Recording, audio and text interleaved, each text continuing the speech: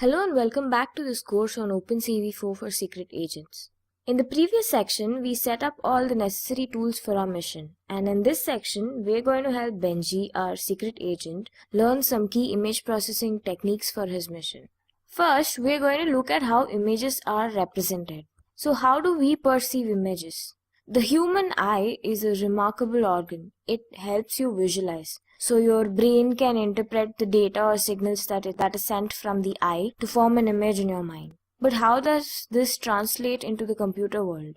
You can think of camera like an eye that would capture the image. But how is this image represented in the brain or the central processing unit of the computer? The computer, as we all know, sees everything in numbers. So naturally, even the image has to be represented in numbers. But how exactly? Let's take this image as an example. In digital imaging terminology, this image is made up of what we call as pixels. So you see all these grid lines, each grid is a pixel.